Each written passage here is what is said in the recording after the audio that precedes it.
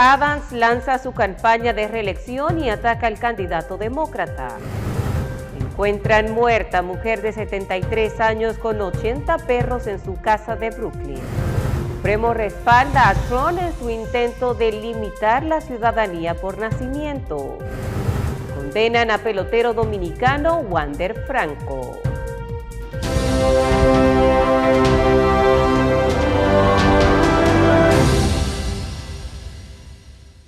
Saludos, gracias a todos ustedes por darnos esta oportunidad de llegar a todos sus hogares con esta emisión de Noticias al Día. Fanny Luna con ustedes.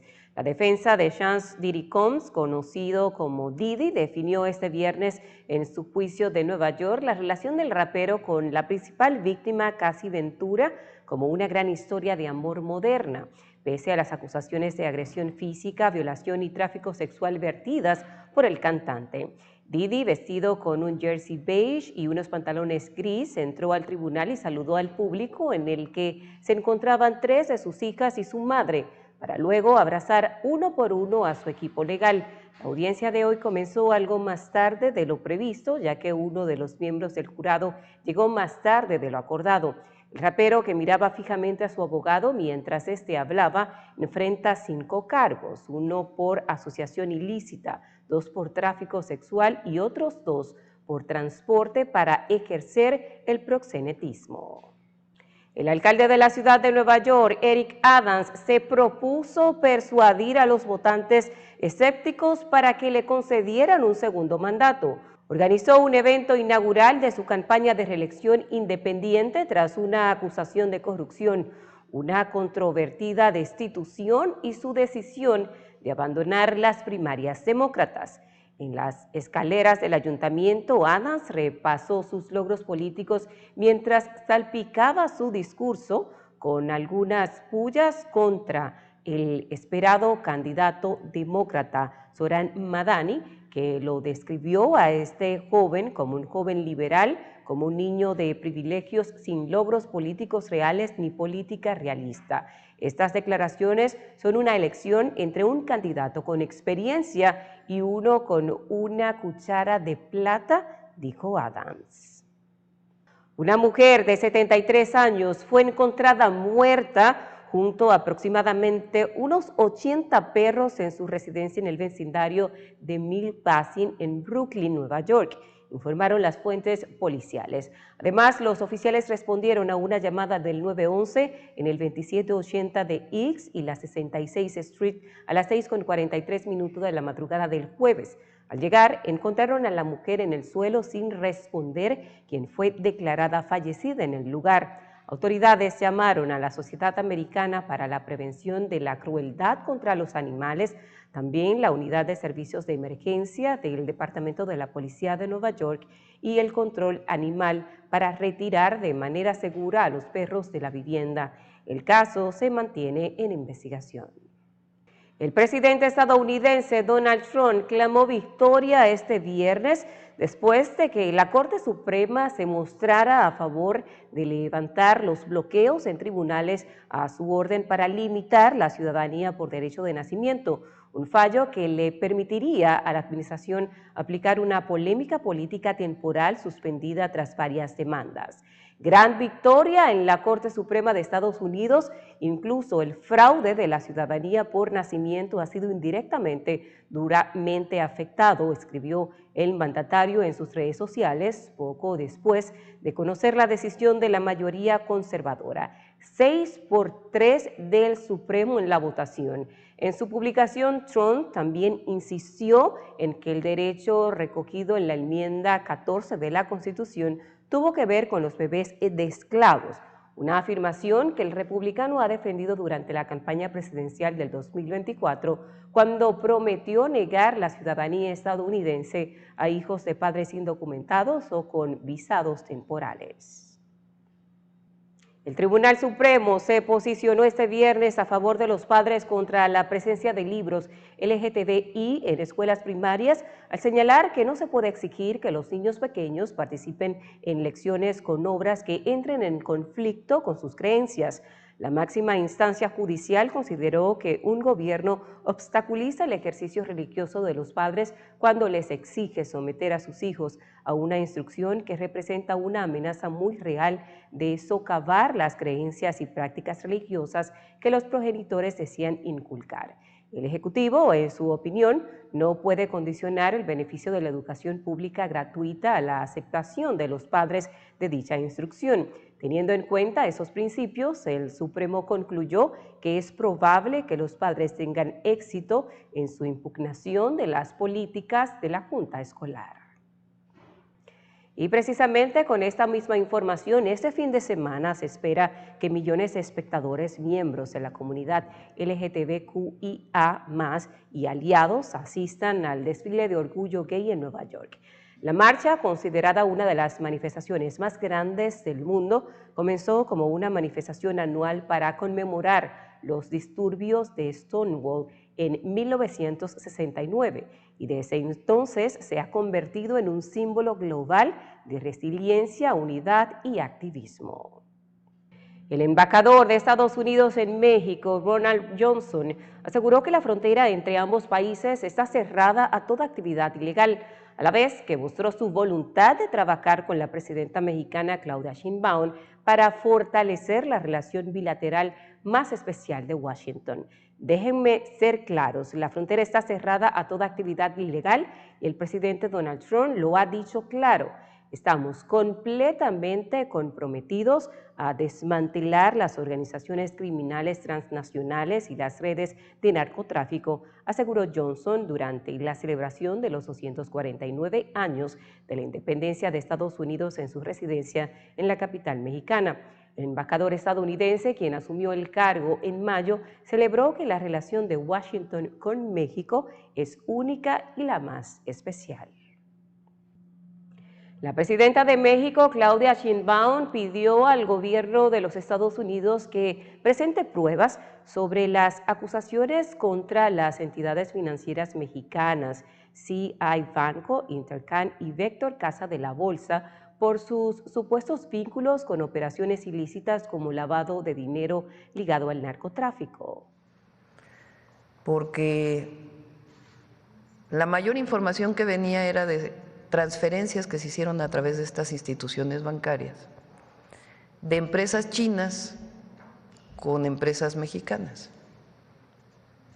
Las empresas chinas, que vienen inclusive mencionadas en el comunicado de ayer, son empresas legalmente constituidas. Pues no hay ninguna prueba, son dichos, pero no hay pruebas de dónde está el lavado de dinero.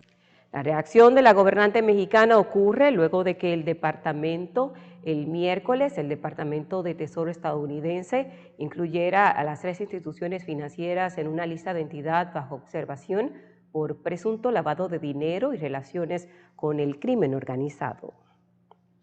La declaración de la fiscal de los Estados Unidos, Pat Bondi, en una reunión con legisladores al colocar a México en la lista de países adversarios, excedió a los mexicanos que salieron a defender su patria y rechazar el mensaje de la funcionaria del gobierno de Donald Trump. La manifestación de la gente surge luego de que este miércoles Pat Bondi incluyó en su discurso a la nación tricolor como uno de los enemigos. No nos intimidarán y mantendremos a Estados Unidos seguro gracias al liderazgo del presidente Trump, no solo de Irán, sino de Rusia, China y México, de cualquier adversario, sea que intente matarnos o drogar a nuestros hijos, explicó la fiscal. Con esas palabras y dedicándole solo unos segundos, respondió la presidenta Sheinbaum a la funcionaria del país vecino. Nos vamos ahora a cumplir con nuestros patrocinadores. Al regreso seguimos con más información. En las tiendas LeBron te ofrecemos todos los utensilios para tu cocina profesional. Contamos con el mejor servicio de entrega. Llámanos ya en New York al 212-942-8258 y en Orlando, Florida al 407-933-0555 o visita nuestra página web www.lebronrestaurantsupply.com. En las tiendas LeBron, tu cocina profesional es nuestra especialidad. Sube velocidad le puede parecer lenta al manejar, pero si atropella a alguien, es espantosamente rápida. Conductores, estén pendientes de los peatones y ciclistas y al doblar reduzca la velocidad a 5 millas por hora.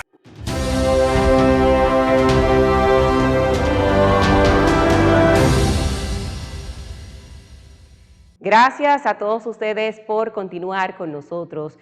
Iniciamos con informaciones desde Colombia y es que detienen a 4 disidentes de las FARC que perpetraron atentados en el suroeste de ese país.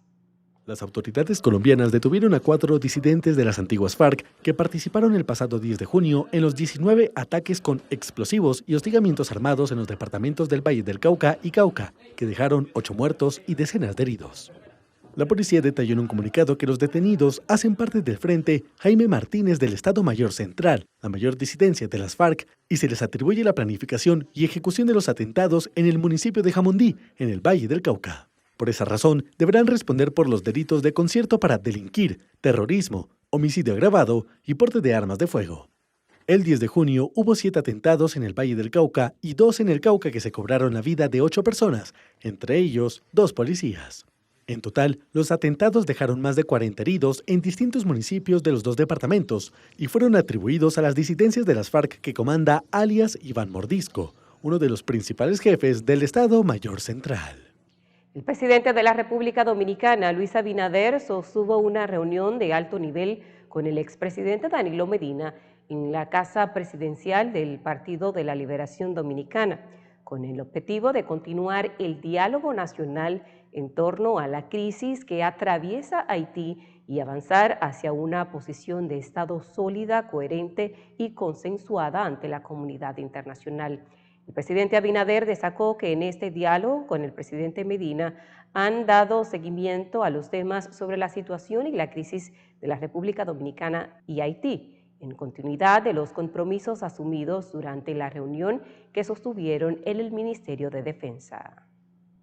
La Asamblea de la Organización de Estados Americanos hizo un llamado a la desescalada del conflicto en Oriente Medio y a la violencia que vive Haití. El secretario general de la Organización de los Estados Americanos, Albert Ramdin, inauguró la 55 Asamblea General de la OEA en Antigua y Barbuda, llamando a la desescalada del conflicto en Oriente Medio tras bombardeos estadounidenses en Irán. El surinamés, que inauguró el evento junto al primer ministro de Antigua y Barbuda, subrayó que en un mundo con muchos desafíos profundamente arraigados, el mantenimiento de la paz y la seguridad es fundamental. La Asamblea General, que tendrá lugar hasta el viernes en la Universidad de Antigua, es el debut de Ramdin, quien en mayo pasado sucedió en el cargo de secretario general de la OEA al uruguayo Luis Almagro. En vísperas de la Asamblea, el Departamento de Estado de Estados Unidos había pedido a los países latinoamericanos definir de qué lado están en el conflicto con Irán, tras el bombardeo estadounidense del fin de semana pasado contra 3 instalaciones nucleares de la República Islámica. Otro de los grandes temas de la Asamblea será la situación en Haití, donde las bandas armadas siembran el terror con ataques, asesinatos, secuestros y violaciones. El presidente colombiano Gustavo Petro firmó en Bogotá la ley de la reforma laboral, una de sus mayores victorias legislativas. El presidente colombiano Gustavo Petro firmó en Bogotá la ley de la reforma laboral 5 días después de que el Congreso aprobara su iniciativa, considerada una de las mayores victorias legislativas de su gobierno. La firma tuvo lugar en un acto simbólico en la Quinta de Bolívar, en el centro de la capital, rodeado de sindicalistas, trabajadores y funcionarios que celebraron el grito de "Sí se pudo". Con el puño en alto, Petro mostró un ejemplar de gran tamaño con la frase "Le cumplimos al país" impresa en la portada. Ley, y ese es nuestro compromiso. Aquí no nos falta sino un proyecto de ley para poderle decir al pueblo colombiano: hemos cumplido, estamos cumpliendo y palabra que sí. Gracias. La nueva normativa, aprobada a contrarreloj el pasado viernes en las plenarias del Senado y la Cámara de Representantes, restituye derechos laborales, según el gobierno, a millones de trabajadores. Entre los principales cambios está la ampliación de la jornada nocturna, que empezará a las 7 de la noche, el aumento del pago por trabajo en domingos y festivos y la exigencia de aportes a seguridad social por parte de empresas de plataformas digitales de reparto. Las empleadas domésticas tendrán jornadas máximas de 8 horas, mientras que los estudiantes de medicina deberán recibir al menos un salario mínimo durante sus prácticas. También se establece condiciones laborales para los aprendices del SENA y cuotas mínimas de contratación para personas con discapacidad. Estados Unidos destaca el trabajo de Costa Rica contra el crimen y lo agrega al programa Global Entry. La secretaria de Seguridad Nacional de Estados Unidos, Kristi Noem, reconoció el trabajo hecho por Costa Rica contra el crimen internacional, en la búsqueda de garantizar la seguridad en sus fronteras. Tras su encuentro con el presidente Rodrigo Chávez, la funcionaria anunció que Costa Rica será la primera nación del mundo que va a escanear toda persona y producto que entra y sale del país. Con los acuerdos de seguridad que tenemos y con los que estamos firmando como memorándums de entendimiento, van a ser históricos en su naturaleza. Van a darnos la información más avanzada que necesitamos sobre la gente que podría venir a nuestro país a hacer daño, pero también para prevenir que se extienda la criminalidad y el mal en el mundo. De esta manera, Noem anunció el ingreso de la nación centroamericana al programa estadounidense Global Entry. Este permite la entrada expedita de viajeros preaprobados y de bajo riesgo en aeropuertos seleccionados de Estados Unidos. El primer costarricense en recibir este beneficio será el propio presidente Rodrigo Chávez, según explicó la funcionaria. Un juez reprograma la audiencia de prisión preventiva contra el expresidente peruano Vizcarra. Fue reprogramada por parte del juez Víctor Alcocer la audiencia en la que se evaluaría la prisión preventiva por 6 meses contra el expresidente peruano Martín Vizcarra. Esto como parte del juicio oral por presunta corrupción cuando fue gobernador regional. La decisión se debió a que el expresidente se encontraba en la ciudad amazónica de Tarapoto y pedía por lo menos 48 horas para ser notificado de la citación. No obstante, el exmandatario entre el 2018 y 2020 se comprometió a estar presente para este jueves 26 de junio.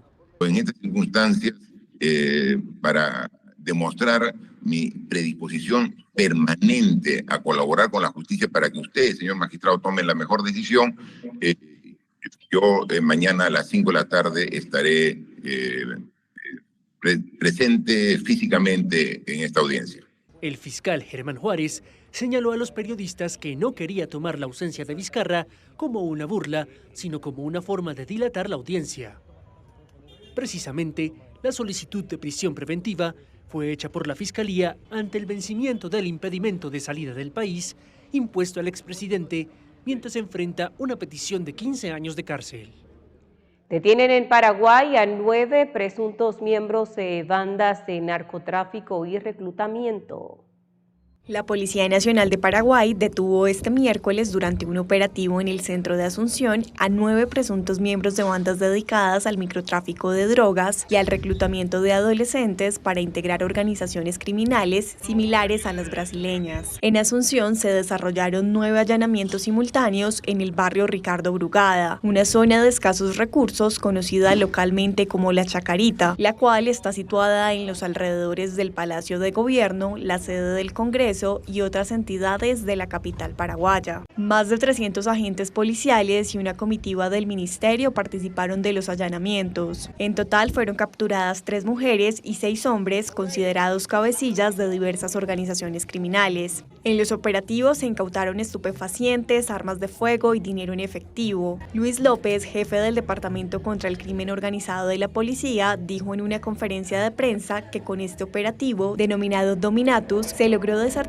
a 3 organizaciones criminales. López indicó además que con las capturas se cortó el avance de las pandillas. La mayoría de los detenidos tiene órdenes de captura por homicidio, tráfico de armas y de drogas. Estas bandas delictivas además se dedicaban a reclutar a menores de edad, por lo que el Ministerio de la Niñez y Adolescencia de Paraguay intervendrá para darle una salida a estos menores que han estado influenciados por las organizaciones criminales. Reiteramos nueva vez el compromiso con nuestros patrocinadores. Usted no le cambie. Al regreso, más de Noticias al Día. En las tiendas Lebron te ofrecemos todos los utensilios para tu cocina profesional. Contamos con el mejor servicio de entrega. Llámanos ya en New York al 212-942-8258 y en Orlando, Florida al 407-933-0555 o visita nuestra página web www.lebronrestaurantsupply.com. En las tiendas Lebron, tu cocina profesional es nuestra especialidad. Su velocidad le puede parecer lenta al manejar, pero si atropella a alguien, es espantosamente rápida. Conductores estén pendientes de los peatones y ciclistas y al doblar reduzca la velocidad a 5 millas por hora.